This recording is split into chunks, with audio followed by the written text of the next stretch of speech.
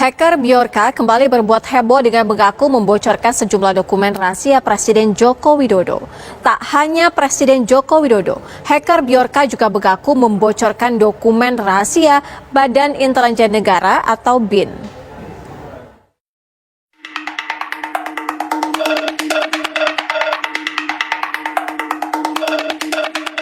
Hacker Bjorka kembali membuat heboh dunia maya. Tak tanggung-tanggung, kali ini hacker tersebut mengaku telah membocorkan dokumen rahasia negara, yaitu dokumen rahasia Presiden RI dan Badan Intelijen Negara.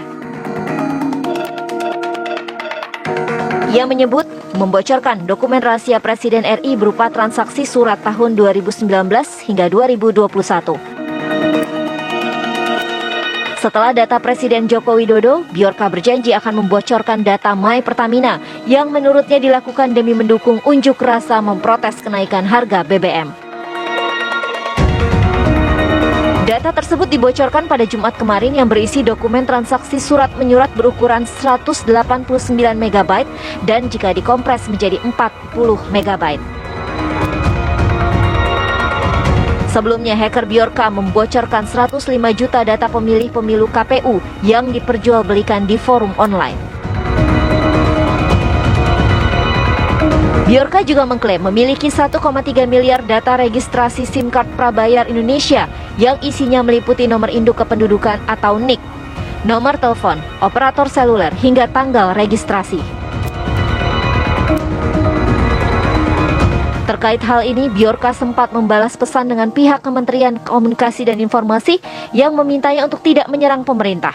Di situs forum Bridge to Bjorka hanya merespon "Stop being an idiot" yang ditujukan kepada Kominfo. Tim TV One mengabarkan.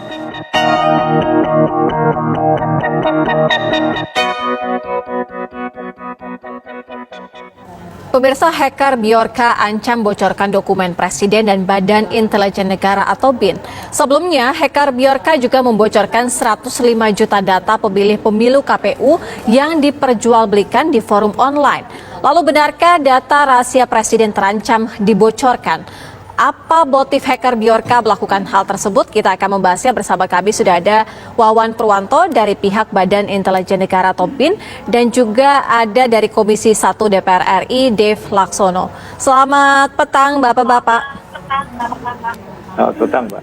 Ya, saya ke Pak Wawan. Pak Wawan, benarkah data penting ataupun dokumen Presiden Joko Widodo ini bocor? Ini setelah kami cek ya, ternyata itu hoax ya. Tidak. Di data kami tetap aman terkendali, tetap terenkripsi dalam yang dilakukan secara berlapis. Apalagi kalau itu surat menyurat kepada user RI1, tentu itu kita lakukan dengan kripto, dan kriptonya itu tiap waktu bisa berubah. Oleh karenanya saya melihat tidak ada kebocoran di situ, sehingga apa yang muncul di publik ya dalam waktu beberapa hari belakangan ini telah saya cek itu hoax, demikian. Iya, Pak Wawan, kalau hoax kenapa ada ancaman bahwa data itu bocor? Apakah sebenarnya benar-benar ada data tersebut sudah dipegang atau seperti apa?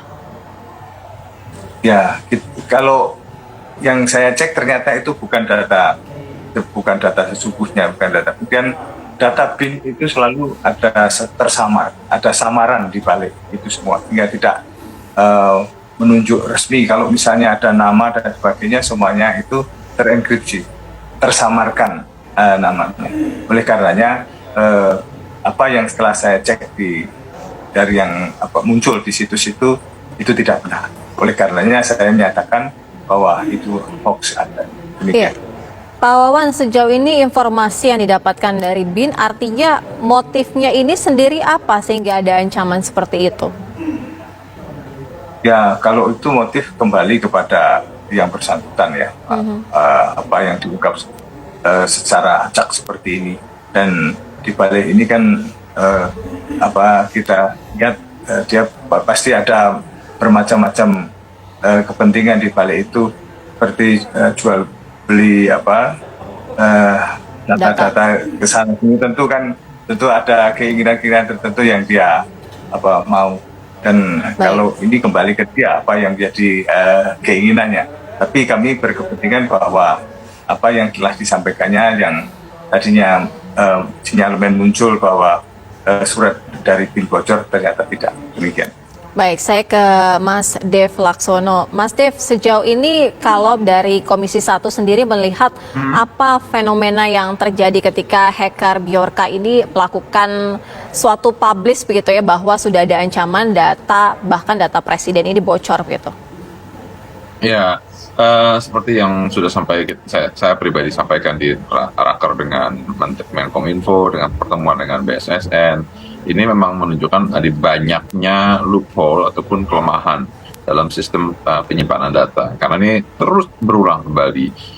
Data SIM card ya kemarin, terus juga data KPU, sekarang ancamannya katanya data BIN bocor, dan ada juga screen cap atau fotonya itu yang konon katanya itu adalah nama dengan jabatan para anggota, terus juga ada data BPJS, data peduli, segala macam data.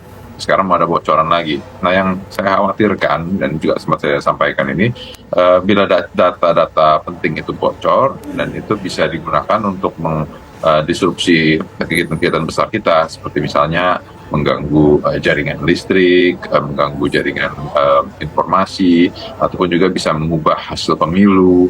Hal itulah yang bisa berpotensi terjadi bila mana data ini tidak terkontrol, tersebar luas. Kita aja kan sering terima telepon-telepon hoax gitu ya, dari telemarketer. Itu kan semua akibat apa? Itu awalnya kan karena data itu bocor. Jadi mereka itu memiliki akses terhadap data-data kita. Maka itu ini harus ada ketegasan dan juga harus ada plan of action-nya dari pemerintah, baik dari Kominfo ataupun juga dari joint action dari semua kementerian lembaga yang merupakan pengendali data cyber, sehingga ada jelas arahnya bahwa bagaimana kita ini data itu disimpan dengan baik dan data itu dapat dipastikan tidak sampai jatuh ke tangan-tangan orang dan menyebabkan kerugian secara masif. Baik, kita juga sudah bergabung bersama kami yaitu pakar IT Rizal Dharma Putra. Mas Rizal, sejauh ini sebenarnya hacker Bjorka yang luar biasa canggih atau data ataupun pengawasan kita yang cenderung melemah? Ya, saya klarifikasi dulu. Saya ini bukan pakar IT. Jadi, saya ini lebih ke pengamat pertahanan dan intelijen. Jadi, kalau menurut saya ini kan apakah data itu bocor atau tidak, yang bisa mengklarifikasinya hanya BIN itu sendiri, BSSN, dan juga sebagai representasi dari masyarakat adalah Komisi 1, terutama yang berkaitan dengan Komite Intelijen. Nah, jadi hanya ketiga lembaga tersebut yang bisa saling meng-cross-check apakah bocor atau tidak. Nah, sekarang mungkin di sini ada Bung Dev dari Komisi 1 yang harus bisa untuk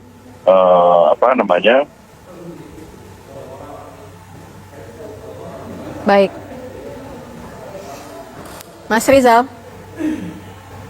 Baik, kita kembali ke Mas Dev Laksono. Mas Dev, sejauh ini artinya pengawasan yang akan seperti apa lagi sehingga tidak ada dokumen-dokumen yang dikatakan bahwa itu bisa bocor, kemudian NIK ini tersebar kemana saja, begitu? Ya, yang pasti itu setelah kita menyelesaikan undang-undang PDP, begitu selesai diputuskan di tingkat pertama di komisi dan akan diputuskan di tingkat kedua di paripurna yang insya Allah akan dilaksanakan hari Selasa depan, itu kita langsung membuat 2 panja. Ya, panja pertama yaitu adalah panja kebocoran data, ya, terus lalu panja kedua adalah panja judi online. Itu saya dari Golkar dengan teman-teman sepakat untuk mendorong dua panja tersebut untuk memastikan dan juga mencari tahu persis kendala persoalan seperti apa.